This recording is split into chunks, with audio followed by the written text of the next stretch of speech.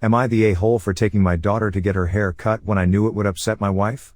Me, 29 male, and my wife, 30 female, have a little girl, 8 female, who I'll be calling Anna. Now, Anna has very thick, blonde and curly hair that my wife adores. Ever since she was a toddler, she'd spend hours doing her hair every day, braiding it, straightening it and styling it in all sorts of ways. Our bathroom cabinets are always filled to the brim with a bunch of hair lotions, oils, creams and other fancy products I don't even know the names of. So I think it's more than fair to say that my wife's a bit obsessed with the whole hair thing. Anna, however, has never been too fond of getting her hair done, or of anything that involves having to sit still for more than a few minutes. Before she got it cut, her hair used to reach past her waist. And while it looked lovely, she hated getting it brushed and every morning used to be a screaming fest between her and my wife. Lately, she'd been begging for a shorter haircut. My wife ignored her whenever the topic was brought up in hopes that she'd forget about it, but none of that ended up happening. I think Anna realized she was getting nowhere with her mom, because she started asking me to take her instead. I was reluctant to at first because I didn't know how my wife would react, but I agreed when I saw just how excited the kid was over something as simple as a haircut. So yesterday I drove her to the hairdresser, where she got to flip through a lot of magazines and pick a picture of a haircut. And when she chose a really short clipper cut, I knew I was going to be in deep shit with my wife. At that point though, there was no turning back. I mean, what could I have really done? Told her that no, she can't get the haircut she was so over the moon about, all because her mom wouldn't like it? I couldn't do that. So we went ahead with the haircut, and by the end of it Anna couldn't stop smiling. She went around the salon showing it off to everyone and even asked me to take a bunch of pictures even though she normally hates having pictures taken of her.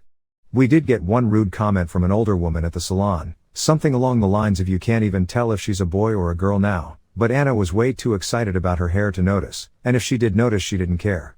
When my wife got home from work that day though, things quickly took a turn for the worse. She refused to even look at Anna, locked herself in her room and cried, then got in the car and drove off. It's been a day now and she's still not back. It's honestly starting to worry me. I knew she wouldn't react well to the haircut, but I wasn't expecting her to take it this badly. The kid's upset too, and no matter how much I reassure her she still thinks she's in trouble for getting her hair cut.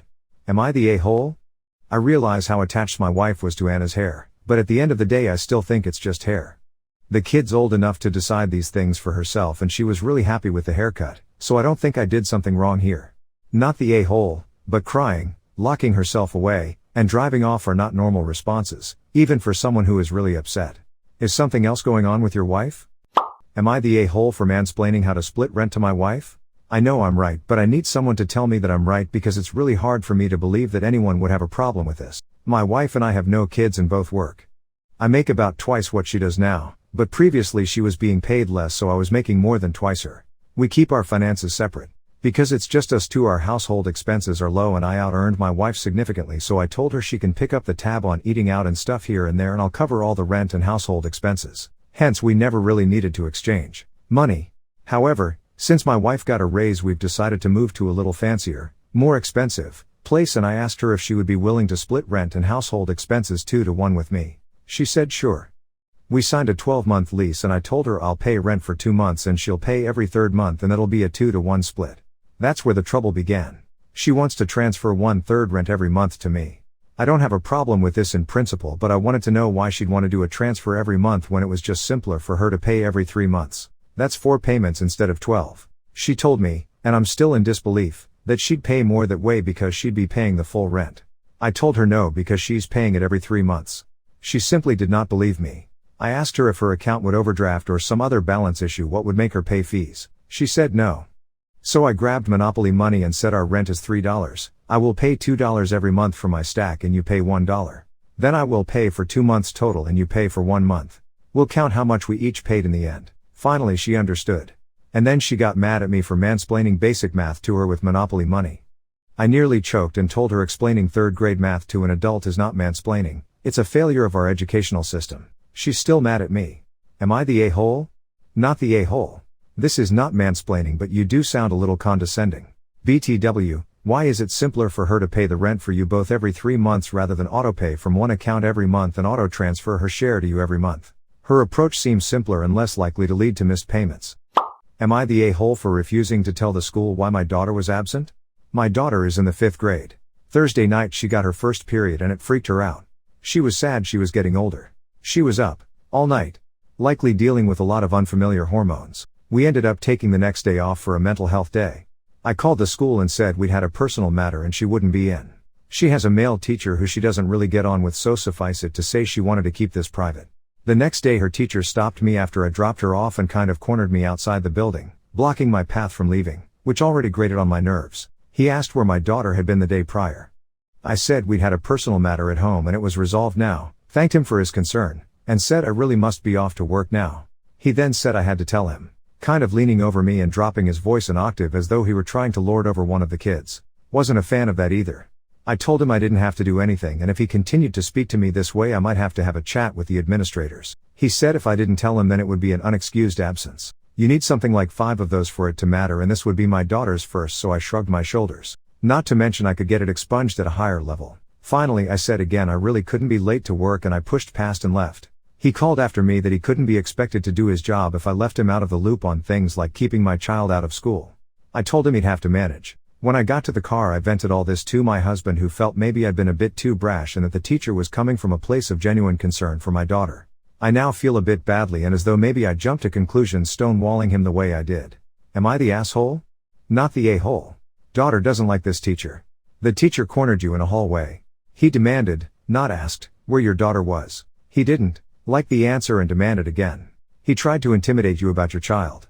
He threatened to basically punish your daughter if you didn't tell him why she was absent. He feels he needs to be in the loop on family discussions when he doesn't belong in the family whatsoever. Your husband needs to wake up and realize that a fully grown adult man tried to intimidate his wife at a school for children, and that his own baby is a victim of an adult bully. This teacher is beyond creepy. He talks about your little girl as if she belongs to him somehow. And the way he talked to you and tried to intimidate you? That is not okay. You should follow your gut and report him ASAP. Who knows what he's doing behind closed doors? Am I the a-hole for reporting my PS5 stolen? I had my sister and her boyfriend Ted over for dinner. They visited from out of town. The next day after they left, my roommate noticed the PS5 was missing and he thought I took it to my room.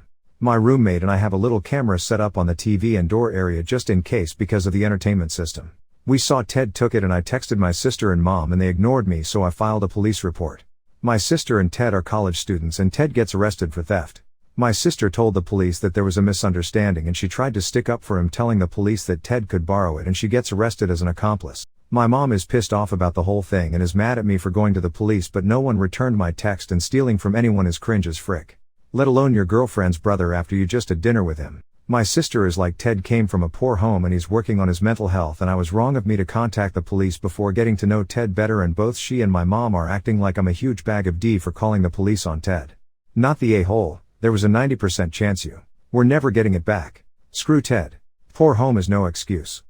Am I the a-hole for not wanting my son to have a cupcake at a birthday party? So some context. My son is 9, and though we do allow him to have sweets, we try to limit his intake of them, and my wife and I have agreed on this. Now to the birthday party.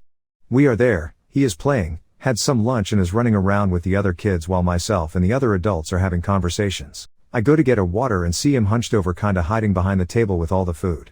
I see him chewing something and come to find out he is eating cookies. No big deal, he could have asked to have some, but he knew that his sweet for that day would have been the cakes/cupcakes that were going to be served. So I told him that since he wanted to be sneaky and try to eat cookies without being caught, he would not get a cupcake. Fast forward to them serving the cupcakes, and my wife sends him to go wash his hands. Once he leaves she says to me, I think he should have one, it's rude if he doesn't, implying it would be rude to the hosts. I respond with, no, he knows the rules and he sneakily had cookies, so he doesn't deserve one. Well, clearly she didn't care and he ended up eating a cupcake, making me look like the bad parent/asshole. I don't believe I was wrong in this situation, but I guess you all can be the judge of that. You are the a-hole. You've taught to hide his food intake, great parenting. Will I be the a-hole if I press charges on a teenager for destroying my property? Last night coming home, a HS baseball player threw a baseball at my windshield. The school bus he was in and my truck were both going 60 miles per hour opposite ways, and he just threw a ball at my window.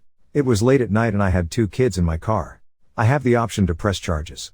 I want to because I had my children with me and it could have been a lot worse, but at the same time I was a kid that did dumb stuff too.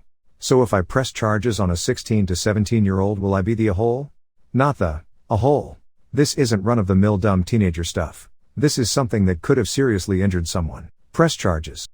Am I the a-hole for cutting my partner's family because they AirTag my car without my knowledge? So my partner is currently deployed, so it's just me and our baby. I decided to do a 12-ish hour road trip, just my baby and I, and my partner supported my decision. I had an argument with my partner's sister the night before I left, who was very against me going and even insisted that I leave my child with them.